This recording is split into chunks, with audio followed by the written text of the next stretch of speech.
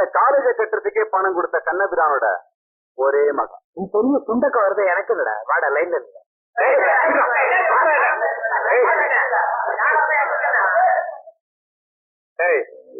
என்ன அவமானப்படுத்தல, உன்னை என்ன செய்யற பாரு. சரிதான் போட.